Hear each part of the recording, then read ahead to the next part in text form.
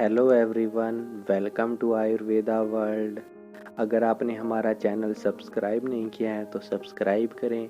आप हमारे Telegram WhatsApp के ग्रुप को भी ज्वाइन कर सकते हैं, जिनका लिंक डिस्क्रिप्शन में दिया हुआ है। आज हम बात करेंगे आधमान की। आधमान होता क्या है, जिसे हम लेमन लैंग्वेज में कह देते हैं कि अपने पेट में हवा सी भर जाती है, उसको हम बोलेंगे आधमान। और आयुर्वेदा के अनुसार उसकी क्या डेफिनेशन बताई हुई है वो हम देखते हैं। जैसे मल मूत्र की प्रवृत्ति होते रहने के साथ उदर में वायु की वृद्धि होने से आटोप यानी हमारे पेट में आपने कई बार सुना होगा गुड़गुड़ाहट सी होती है, उसको हम बोलते हैं आटोप। फुलाव और सूल होता है, उसे हम आधमान कहते हैं। मतलब कि जब हमारे उदर प्रदेश यानी बेली रीजन में आटोप और फुलाव और सूल यानी दर्द पीड़ा होती है, उसे हम आद्यमान कहते हैं। निदान यानी कारण, उनका क्या कारण होगा। एक तो वेग धारण, जो जिन वेगों का हमें वेग धारण नहीं करना चाहिए उनको धारण करने से यानी रोकने से आद्यमान होता है। आहार का ठीक से न पचना, हम आगे संप्राप्ति में देखेंगे कि पित्त के क्षय होने से क्या होगा, आहार ठीक से नहीं पचेगा तो क्या होगा, वायु का रास्ता रुक जाएगा यानी मार्ग अवरोध। उसके कारण वायु का संचरण हमारे उदर प्रदेश में हो जाएगा, जिससे आधमान उत्पत्ति होगी। एक रुक्ष अनपान से क्या होता है कि हमारी वायु प्रकोपित होती है। और एक पित्त क्षय जितने भी कारण होंगे वो निदान है। ठीक है, तो ये सब मिलके आधमान की उत्पत्ति कर देते हैं। ये हमने देखा किन कारणों से आधमान उत्पन्न होता है।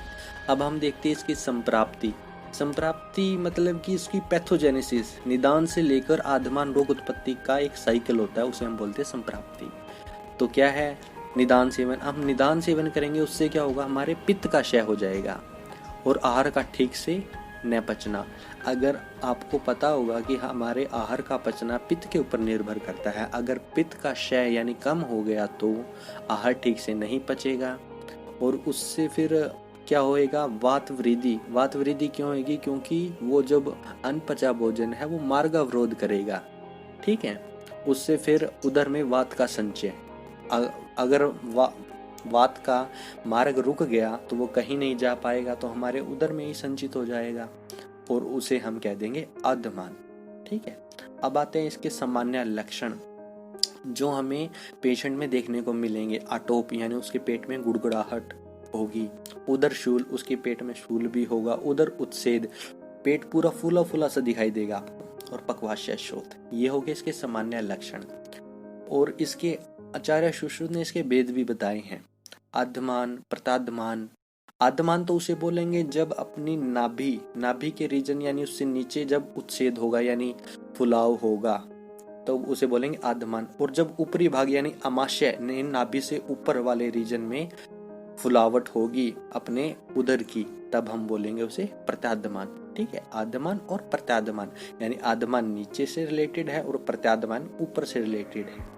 अब आती है इसकी चिकित्सा में ज्यादातर अन्वय स्रोत की जो डिजीज होती है उनमें हम दीपन पाचन वात अनुलोमन ऐसी औषधियों का ही प्रयोग करवाते हैं, तो इसकी भी वही है। आधमान की चिकित्सा है दीपन पाचन औषधियों का प्रयोग करवाएंगे, वात अनुलोमन औषधियों का प्रयोग कराएंगे, वमन करवाएंगे, अपतर्पण करवाएंगे। इन सब से क्या हो जाता है कि जो अनपचा भोजन है उनका पाचन हो जाएगा। ठीक है, जैसे वमन से बाहर निकल जाएगा और जो अपतर्पण करने से जो अनपचा भोजन है वो पच जाएगा। दीपन पाचन भी यही कार्य करेंगे। ठीक है, जैसे हम भोजन काल में उन्हें पेशेंट को धान्य का जीरा ऐसी ड्रग्स दे सकते हैं। ठीक है, और गुदवर्तियों का भी प्रयोग करा सकती हैं। और संशोधन में जैसे वमन विरेचन, जैसे वमन मैंने बोला था ऊपरी स्थान से रिलेटेड है, उसमें कराएंगे यानी प्रत्याधमान में वमन और आधमान में विरेचन। अब आते हैं इसके योग, यानी कौन कौन से हम योग प्रयोग करवा सकते हैं। अग्नि तुंडी वटी, ठीक है, जो अग्नि अपनी पित्त का क्षय हो गया उसको बढ़ाने का काम करेगी। हिंगवाष्टक चूर्ण का प्रयोग करा सकते हैं, हरित की चूर्ण का प्रयोग करा सकते हैं उष्ण जल के साथ, ये होंगे। और यह योग है इजिली अवेलेबल है, ठीक है, किसी भी आयुर्वेदा स्टोर पे आपको मिल जाएंगे। तो आज हमने क्या देखा, आद्यमान। आद्यमान की डेफिनेशन क्या है, मलमूत्र की प्रवृत्ति होते रहने के साथ उदर में वायु की वृद्धि होने से आटोप, 3 लक्षण याद रखना, आटोप, फुलाव और शूल, ठीक है, उसको हम बोलेंगे आद्यमान। कारण क्या होगा, वेग धारण, आहार का न पचना, रुक्ष अन्नपान, पित्तक्षय। अगर संप्राप्ति में क्या है, निदान सेवन, पित्तक्षय, आहार का ठीक से न पचना, उससे क्या होगा, वात वृद्धि, उदर में वात का संचय और आद्यमान रोग की उत्पत्ति।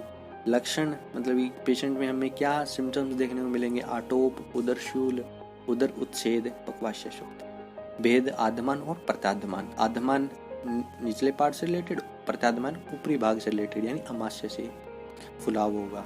चिकित्सा में दीपन, पाचन, वातानुलोमन, ठीक है, और वमन, और जो वमन तो प्रत्याद्यमान में, आद्यमान में विरेचन और अपतर्पण। और योग कौन कौन से यूज कराएंगे, अग्नितुंडी वटी, हरित की चूर्ण, हिंगवाष्टक चूर्ण, ठीक है, और उदर पे लेप भी कर सकते हैं, दारुष्टक लेप, ठीक है। तो वैसे तो 3 ही ये में यही यूज होते हैं, ये लेप के लिए अलग से बताया हुआ, इसलिए मैंने आपको बता दिया। इस प्रकार हमने आज पढ़ा आद्यमान और ये टॉपिक कंप्लीट हो गया। अगर आपको हमारा वीडियो पसंद आया हो तो लाइक करें, शेयर करें, सब्सक्राइब करें। Thank you.